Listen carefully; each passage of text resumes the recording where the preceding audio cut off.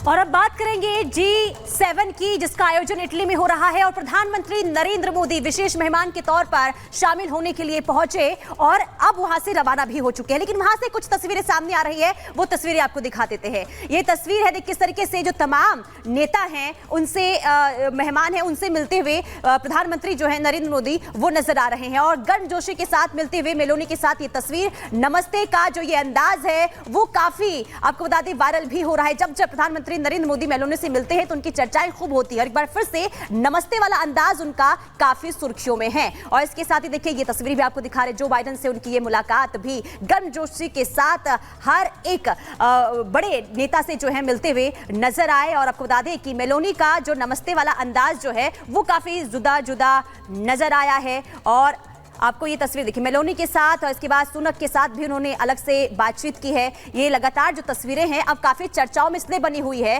क्योंकि प्रधानमंत्री नरेंद्र मोदी की यही कोशिश रही है कि भारत को जो है तमाम बड़े देशों के साथ एक अच्छा संबंध रहे। और यही वजह है कि लगातार जो प्रधानमंत्री नरेंद्र मोदी हैं जिन भी बड़े दिग्गजों से मिलते हैं उनकी चर्चाएं खूब होती है और भारत की जो तस्वीर है वो अलग ही उभर कर सामने आती है। और G7 में किस तरीके से मुलाकात हुई, किन किन मुद्दों पर चर्चा हुई और किस तरीके से आपको बता दें कि AI तकनीक के अलावा और जलवायु के अलावा और किन किन मुद्दों पर G7 में बातचीत हुई है और किस तरीके से मोदी को तमाम जो बड़े देश ने सुना है वो रिपोर्ट के जरिए आपको दिखाते हैं।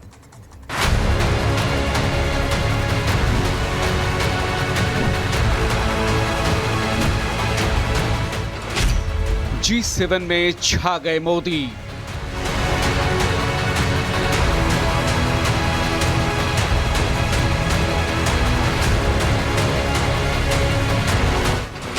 इटली में मोदी मोदी।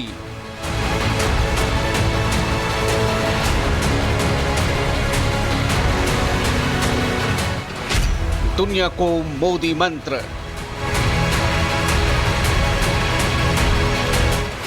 नेताओं से द्विपक्षीय संवाद।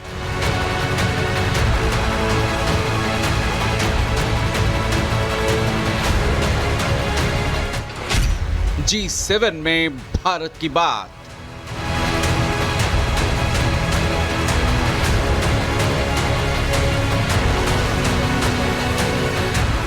कहते हैं तस्वीरें सच बयां करती हैं। जो बात 1000 शब्दों में पूरी ना हो पाए वो तस्वीरें ही बता देती हैं। जरा गौर से देखिए G7 के मंच पर भारत की शान को। देखिए कैसे पूरी दुनिया के सामने भारत शान से बीचों बीच सीना ताने खड़ा है। G7 के मंच पर दुनिया के नेताओं के साथ जो तस्वीरें खिंचवाई गईं, उसमें पीएम मोदी को सेंटर में रखा गया है। जिस मंच पर बाइडेन, सुनक, मेलोनी, किशिदा जैसे दिग्गज नेता और पोप मौजूद हों, वहां भारत और पीएम मोदी को यह सम्मान दिया गया। ये तस्वीरें चीन और पाकिस्तान की आंखों में चुभ रही होंगी। चीन जल रहा होगा, पाकिस्तान के नेताओं को दिन में ही तारे नजर आने लगे होंगे। लेकिन ये सच है और सच ये भी कि भारत को यूं ही विश्व गुरु नहीं कहा जाता। जिस अंदाज में दुनिया के नेताओं ने पीएम मोदी से मुलाकात की वो बेहद खास है। मेलोनी से मोदी की मुलाकात की तस्वीरों को दुनिया ने देखा। भारत और इटली के रिश्तों में गर्मजोशी की तस्वीरों को दुनिया ने महसूस किया। गौरतलब है कि बीते एक साल में कई मंच पर दोनों नेताओं की मुलाकात हो चुकी है। मार्च 2023 में मेलोनी की पहली भारत यात्रा से लेकर नई दिल्ली में G20 समिट, तो वहीं दुबई में आयोजित COP28 समिट में दोनों नेताओं ने मुलाकात की थी। जब बाइडेन से मुलाकात हुई तो दुनिया के दो सबसे जीवंत लोकतंत्र का एक दूसरे के प्रति सम्मान और भरोसा दिखा। विश्व के तमाम दिग्गज नेताओं ने जिस अंदाज में और जिस गर्मजोशी के साथ पीएम से मुलाकात की वो दुनिया में भारत के कद और भरोसे को दर्शाता है। ये तस्वीरें गवाह हैं दुनिया की 5वीं सबसे बड़ी अर्थव्यवस्था भारत के रुतबे की, उसके जीवंत लोकतंत्र की, मोदी के दमदार और मजबूत नेतृत्व की। इटली दौरे से पीएम मोदी ने वैश्विक अस्थिरता, अविश्वास और बिखराव से जूझ रही दुनिया को एक बार फिर भारत के विश्व बंधु की भूमिका का परिचय कराया। जब उन्होंने यूक्रेन के राष्ट्रपति ज़ेलेंस्की से मुलाकात की, खास बात यह है कि फरवरी 2022 में रूस यूक्रेन जंग के बाद ये दोनों नेताओं की दूसरी मुलाकात थी इससे पहले पिछले साल जापान में दोनों नेताओं ने मुलाकात की थी। इसके अलावा G7 समिट के दौरान पीएम मोदी ने पोप फ्रांसिस से भी मुलाकात की। मुलाकात में पोप ने पीएम मोदी को गले लगा लिया। गर्मजोशी भरी इस मुलाकात की तस्वीर भी दुनिया में चर्चा में है। हालांकि इटली में पीएम मोदी की द्विपक्षीय बैठकों का सिलसिला फ्रांस के राष्ट्रपति इमैनुअल मैक्रों के साथ शुरू हुआ। मैक्रों के बाद ब्रिटिश पीएम ऋषि सुनक के साथ पीएम ने द्विपक्षीय वार्ता की और 2030 के रोड मैप पर चर्चा की। फूमियो किशिदा के साथ Mumbai Ahmedabad bullet train project पर भी चर्चा की गई।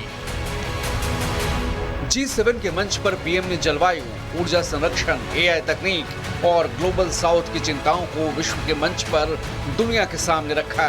पीएम मोदी ने कहा कि ग्लोबल साउथ के देश वैश्विक अनिश्चितताओं और तनाव का खामियाजा भुगत रहे हैं।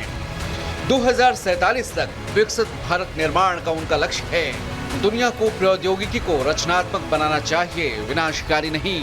AI पर भारत राष्ट्रीय रणनीति तैयार करने वाला पहला देश है और आने वाले कुछ समय में दुनिया को हरित युग बनाने का प्रयास करना चाहिए।